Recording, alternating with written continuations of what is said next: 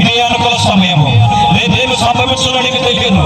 అయ్యా అక్క తమ్ముడు దైవనస్తున్నా, అయ్యా రేపటి దినము నీ నిల్వ కాదు నాయన, రేపటి దినము నీ నిల్వ కాదు తల్లి.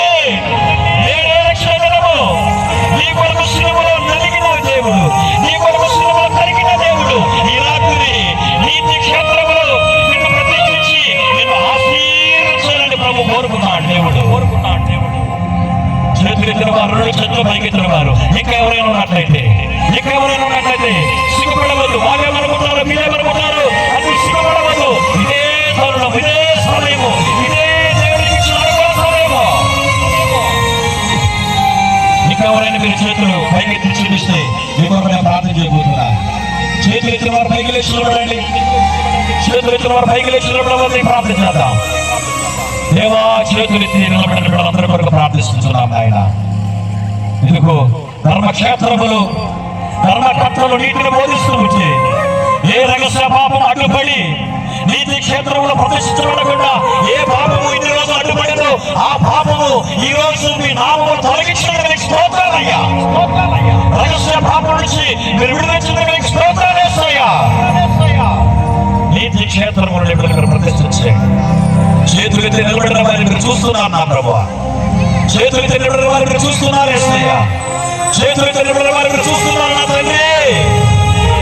ఒక్కొక్కరి మీద నీ అభిషేకం దిగి వచ్చిన కాక, నీ ఆత్మ దిగి వచ్చిన కాక, నీ మహిమ దిగి వచ్చిన కాక, నీ ప్రసన్న నిబిడలో దిగి వచ్చిన కాక, నీరు వారినట్లుగా నిబిడలలో పరిశుద్ధాత్మ పరివించిన కాక. ఈరోజు తీసుకున్న ఈ తీర్మానం ఆయన అంతం వరకు నిలబడి ఉంటూ సాయం చేయండి.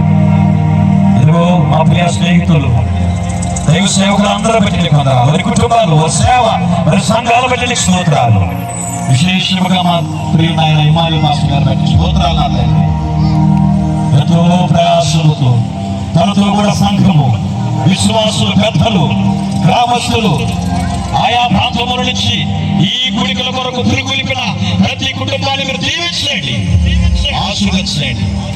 ఈ సేవకుల యొక్క సరిహద్దు విశాలపరిచిన ఆయన ఈ రోజు తీర్మానం ఇస్తున్నట్లందరినీ మీరు అంతం వరకు నీ కొరకు ప్రతిష్ఠించమని ఈ రాత్రి ఈ మాటలు విన్న ప్రతి ఒక్కొక్కరు ఆయన ఈ వాక్యం వారి హృదయాలలో ఒప్పుదొత్తులుగా, అరుదొత్తులుగా, నూరొత్తులుగా మెలపచేసి స్తుతి, ఘనత, మహిమ, ప్రభావాలు మీ నామమునికి సమర్పించుకోమని మా కొరకు తిరిగి రానయ్యుంటున్న యేసు క్రీస్తు నామములో ప్రార్థించుచున్నాము తండ్రి. ఆమేన్. చెప్పండి. అందరికీ నా హృదయపూర్వక మరొకసారి హిమాలయన్న గారికి నా హృదయపూర్వక తెలియజేసుకుంటున్నాను. 17, 18 3 రోజులు కందుకూరులో ఇలాగనే పెద్ద సభలు ఒక పెద్ద బిల్డర్ ఆయన ఇంచుమించు 7-8 లక్షలు ఖర్చు పెట్టి 3 రోజులు సభలు ఏర్పాటు చేశారు. 16, 17, 18 3 రోజులు అక్కడ వాక్యము ప్రకటించి చెన్నై పట్టణానికి వెళ్ళి బుధవారం చెన్నైలో కూడిక, శుక్రవారం రాత్రి కూడిక ముగించుకొని మరలా తిరిగి మేము మధ్యకి వచ్చాం. ఎందుకోసమంటే మన ప్రాంతంలో మన స్వజనులు, మన సేవకులు మాతో సహవాసము కలిగి దేవుని పరిచర్యలు అనేక సంవత్సరాలుగా సహవాసం కలిగి ఉంటున్న సేవకులు కూడికి ఏర్పాటు చేసినప్పుడు నేను కాదనలేక ఒక్కరోజన్నా చివరిలోదన్నా వస్తానని చెప్పాను. రేపు ఆదివారము నా జీవితంలో 39 సంవత్సరాలు నేను సేవకు వచ్చి ఆదివారం ఎక్కడ నిలబడిందండి. ఎన్ని ఉన్నా రాత్రికి వెళ్ళిపోతా మా స్థానిక సంఘానికి. ఆదివారం మాత్రం ఎక్కడ నిలబడ్డా. ఇది దేవుని సంకల్పం. ఊరుకోమన్నా దేవుడు పెట్టిన అభిషేకం ఊరుకోదు. మనుషులు ఊరుకోమన్నా దేవుని అభిషేకం మాత్రము అది ఊరుకోనివ్వదు. కట్లు కట్టేసినా కట్లు దంపగలిగిన వాడు మనం ఆరాధించే పరమంతున్న దేవుడు. 2 చేతుల పైకి ఎత్తి అర్హత లేకున్నా నన్ను ప్రేమించావు. పాట ఎంతమందికి వచ్చు? దేవునికి స్తోత్రాలు అన్నా. కొంచెం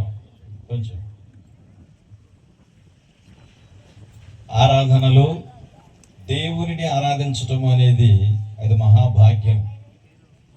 ప్రభువుని ఆరాధించడం అనేది దేవుడు క్రైస్తవ సంఘానికి ఇచ్చిన ఒక పెద్ద ఉద్యమం. అది ఒక ఉద్యమం.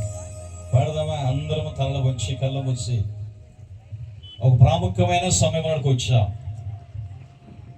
ఇక్కడ పని చేస్తున్న ప్రతి ఒక్కొక్కరు ఈ ప్రయాసం వృధా కాకూడదు. ఎన్నో లక్షల